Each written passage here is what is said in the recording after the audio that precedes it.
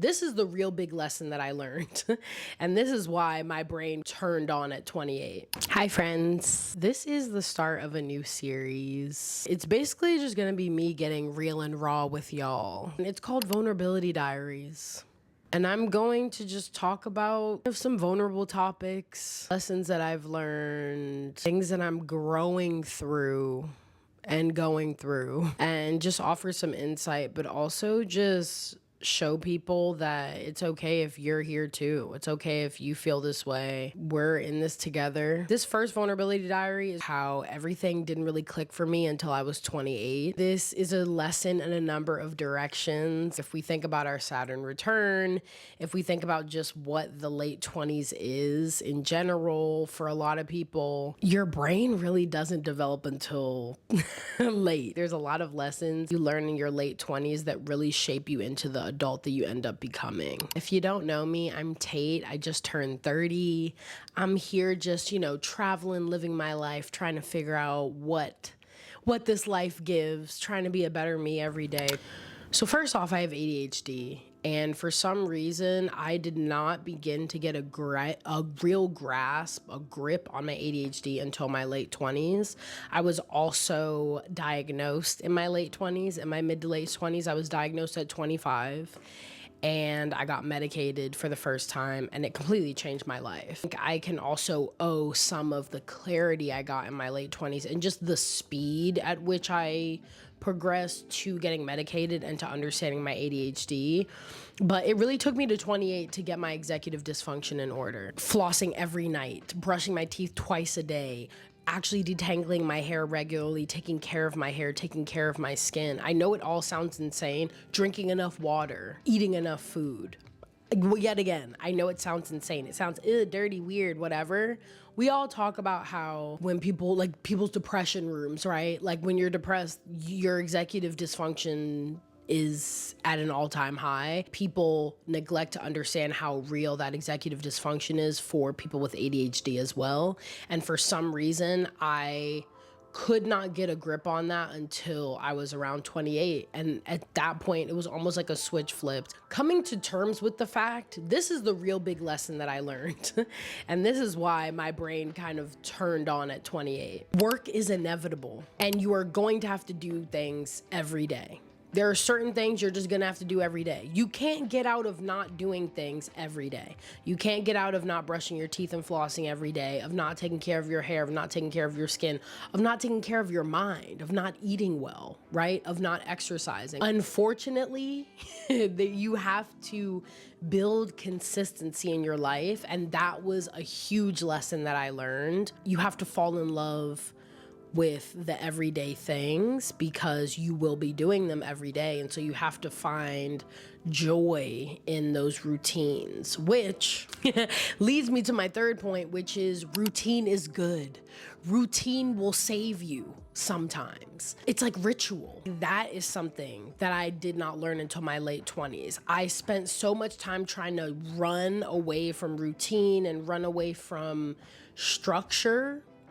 And structure is the very thing that will save you. You try to run from routine, you try to run from structure, but it actually is the very thing that supports you to getting to your goal, especially when it comes to consistency and building habits and doing things that will benefit you in the long run. That routine helps. And I do think that looking at it like ritual also helps. Like I wake up in the morning and the first thing that I do is I go down and I make my matcha, and that matcha making process is a ritual to me. I take my time with it. I sift the matcha. I say my affirmations. You can make these daily routines into something that feels more like genuinely spiritual, that allows you to reconnect with yourself, that carves out a special sacred moment for yourself during the day. This will all support you to achieving the things you want to achieve. 28 was the year that I actually started understanding routines and building them for myself and finding routines that best support me, and that allowed me to really make a lot of progress in my life. Another thing that really clicked for me at 28 was shadow work. Before 28, I didn't really understand shadow work in terms of what does it look like to really do shadow work with yourself. Dive deep and see ugly parts of yourself and address them and work through them and think through them. And then I hit 27, 28 and I was like, oh, I get it. I understand. Because we're working through I'm facing some thoughts and some feelings. And I know they may or may not supposed to be here. So once you feel like you have a grip on things, or just as you get older, once you hit that late 20s, you're like, okay, let me start really understanding myself in a different way. Why am I like this? What is the root of this? How can I uproot that, heal that, and then set new seeds to be a person that I really want to be? Also, changes in priorities. People say this all the time, and you can start over again and, you know, your priorities shift. Your priorities really do shift in your late 20s. There are so many things that I stepped back from where I was like, I never thought I would step back from this. I never thought I would need a break from this. Going to festivals all the time, raving all the time, just going out even to the club all the time, being up all night. That really started to fade into the background for me as I moved into my late 20s. And I was like, can I get enough sleep? That's the thing. You start looking at your priorities different and they do shift, and you start really thinking, what is important to me in this next chapter of my life? What do I want to make important? And how, again, can I set myself up for success as I move into this new phase of my life? Because I really do think your late 20s feels like a new phase. It feels like you're moving into something different. It feels bigger, it feels heavier, it feels more adult, it feels a little bit more serious, a little bit more contemplative, a little bit more reflective, and also innovative of like, okay, I want to be a trailblazer in my life again. What does that look like? Where am I trying to trailblaze? And it's cool. It leaves you a lot of room to redefine yourself. I will mention this. I think this might be one of the last things I mention. Your Saturn return. That's a big thing. And I think, going to start talking about astrology on here. Maybe I should start a new channel. I don't know. We'll see. And if you have any thoughts or feelings about this, please drop it in the comments below. If you know me, like personally, please send me a note. Let me know what you think. But I understand my late 20s so much better because I understand what a Saturn return is, and I understand my Saturn return. So many themes around my Saturn return really did surface, I guess, for the first time in a big way in my late 20s. And just that time just feels really like a big transformation. It feels like movement. It feels like a shift. People going into their 27th year, moving into or close to their Saturn return. I really do just want to offer you up a bit of advice in terms of staying open. It's a huge transformative point in your life, but it also is very much about that grandfather time, that lesson, you know, those big lessons that you learn in life. And I think that's why you start to really become an adult. You move into your adulthood because Saturn is there to kind of put the ruler down a bit and say, hey, we know you've been playing around in your 20s. It's been a great time. It's been fun. But here are some of the repercussions of your actions. And also, how do you want your life to look moving forward? You know, when you're in a bind, how do you react? How do you grow from that? You know, how do you become the rose through the concrete? I feel like that is really the Saturn return. And obviously it manifests differently based on where Saturn is in your chart, what house Saturn lives in your chart. But for me, Saturn was in my second house.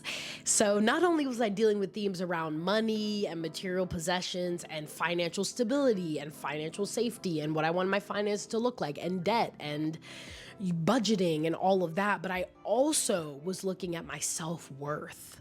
I was looking at what value do I put on myself? What value have I previously put on myself, and what do I want that to look like moving into the future? That was huge for me. Y'all, my camera died. If you see a change in angle or whatever. Like I was saying, your Saturn return really forces you to face things in a different way, and it really forces you to grow up, especially surrounding the topics, how Saturn is in your chart. Yeah, it was quite the doozy for me. I came out on the other side learning so much, knowing so much, feeling. Also, that's another thing too. Now, to be fair, and again, I could go into this forever. I'm Saturn ruled. I am a Capricorn rising. will say that I think my Saturn return was more supportive for me than anything. Obviously, I went through challenges, but I think the way in which it played out really was constructive for me. I was able to use that Saturnian energy to my benefit and learn along the way. Everyone goes through it differently. That structure, that a little bit of that rigidity, a little bit of that restriction and containment that Saturn brings has really helped me to push myself forward, propel myself forward, and also see places that I was weak in that I could pursue what it looks like to be better in those areas of life. So if you are pre-Saturn return, buckle up, baby. Saturn went retrograde again since September, and it has been getting closer and closer to my natal Saturn.